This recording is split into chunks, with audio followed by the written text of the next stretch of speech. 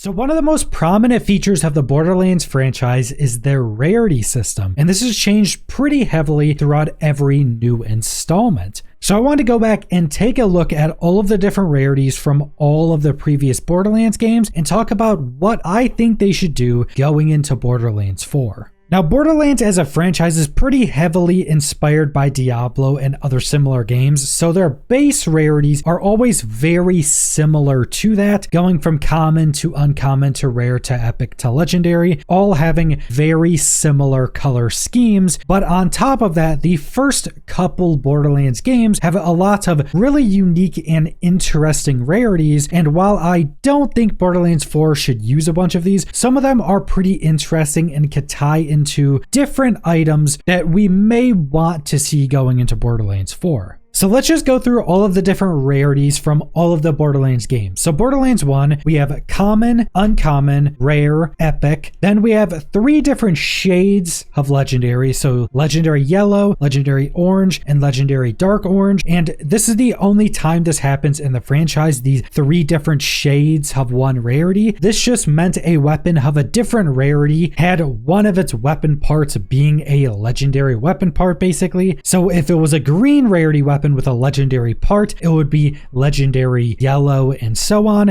And then the final rarity was Pearlescent that was added in one of the DLCs. Pearlescent being a rarity that I very much think should be in Borderlands 4, maybe just with a little bit of a difference of what it actually means. Then going into Borderlands 2, you have way too many rarities because with pretty much every new DLC in Borderlands 2, there was a new rarity that was basically specific to that DLC. So you have common, you have uncommon, you have rare, you have cursed, you have epic, you have e-tech, you have gemstone, you have legendary, you have effervescent, you have seraph, and you have pearlescent. And you'll be able to see all of the different colors of these rarities in the video, but effervescent is basically a rainbow rarity. Everything else is just one color though. And then you go into Borderlands, the pre-sequel, you have common, uncommon, rare, epic, e-tech, glitch, which is another one that I think could be added into Borderlands 4 because it's just a super interesting rarity. And then you have a legendary. And then going into Borderlands 3 and Tiny Tina's Wonderlands, you have the same rarity system. You have common, uncommon, rare, epic, legendary. For both of those games, that's all you have. Now you do also have anointments in Borderlands 3, which can be on legendaries, and you have enchantments from Tiny Tina's Wonderlands that can be on legendaries. These are basically additional effects or basically just upgraded versions of the legendary rarity. Now I think it's probably guaranteed that we're at minimum gonna have common, uncommon, rare, epic, and legendary like we had in Borderlands 3 and Tiny Tina's Wonderlands. I think there's probably a 0% chance we don't at least get that, but I'm very hopeful that we're going to be getting at least one additional rarity in Borderlands 4. And I think one of the big reasons for this is because memory has been a massive issue in previous Borderlands games. Even in Borderlands 3, that was actually one of the reasons they gave for not adding another item rarity into the game. And I think a big reason for this memory issue is because the more modern previous Borderlands games were still on last generation consoles. As you go back into older consoles, they have massive memory issues. That's always been a pretty big issue with consoles. I know a lot of pretty prominent games back in the day were pretty heavily downsized specifically because of memory. Even going back to something like Oblivion, they had to remove so much from that game before launch because of memory issues. But Borderlands 4 is not going to be on last gen consoles. Going into this generation of consoles and then also being on PC, you really don't have those memory issues because we're getting closer and closer to these generations of consoles basically being PCs just ran on different software instead of being ran on something like Windows. And I think not having that memory issue and not needing to remove or tone down other parts of the game to have more rarities, which is what they would have had to do to add more rarities into Borderlands 3, I think it's a pretty good chance we have another rarity. Now, what rarity would that be? Now, in my head, that would be Pearlescent. I think if Borderlands 4 came out and it had common, uncommon, rare, epic, legendary, and Pearlescent, I think that would be a pretty good spot to be in for the initial launch of the game. I think we absolutely need at least one more rarity on top of the Borderlands 3 rarities to just give that super end game item to go chase. And I do think there's another game they could take inspiration from for pearlescent weapons in Borderlands 4.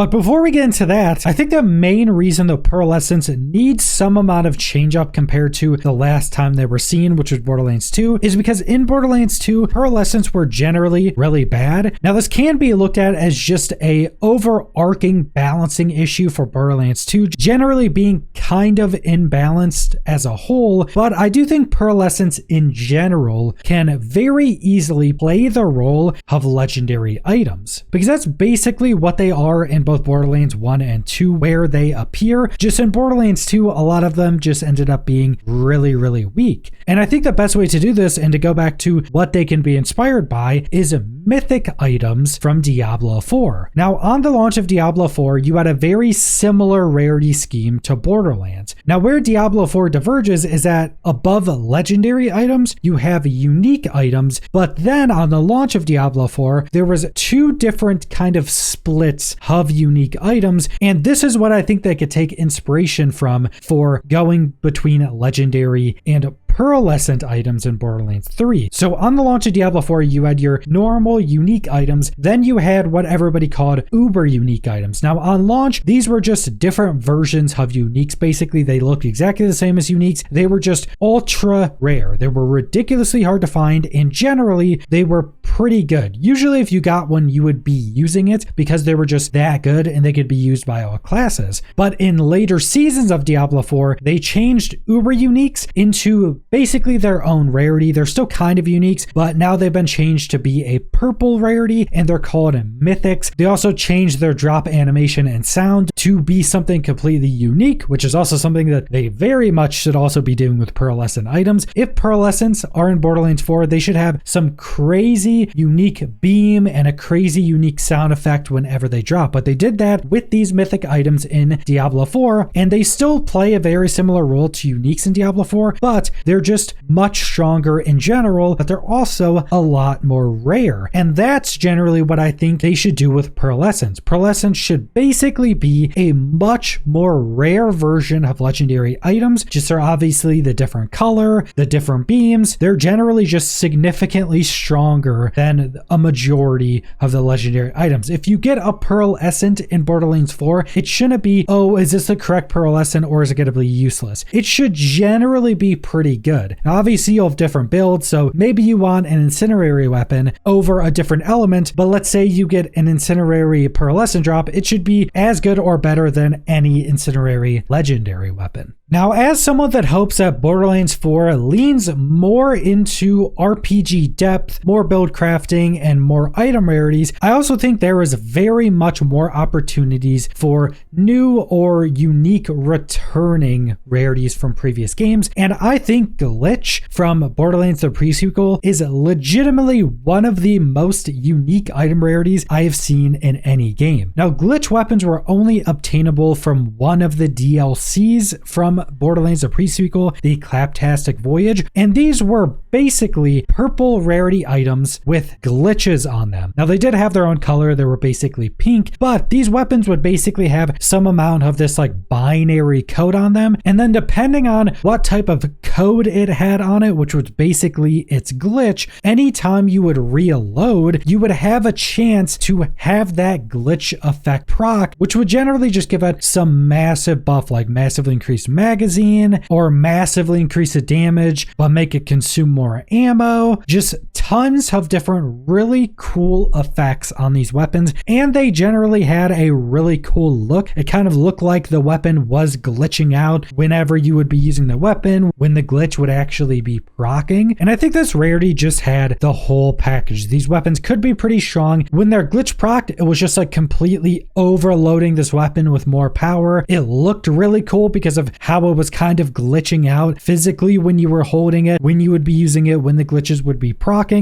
And then you obviously had the different glitch rolls you could get that would do different things anytime that glitch would proc. So this weapon rarity just being one of the most unique and kind of being a curveball thrown thrown into the rarities could just be something super interesting. And this is the only game that this item rarity has been in. And that's kind of a shame because it's so unique, it's so cool, and it's so different from all of the other rarities. And that's another reason why I think this rarity could work so well, because going through all of the different rarities that we would normally have, so your common, uncommon, rare, epic, legendary, and hopefully pearlescent, those all kind of fit into an easily understandable item rarity. You have common, which are just kind of the base weapons you get at the start of the game. You have uncommon, which are similar to common, just a bit stronger. Then when you get into rare, you start being able to also get all of the unique items or the items with red text. A lot of those end up being rare. Then you get into epic items, which are generally the items that can be used into the end game unless there's a super strong unique rare item.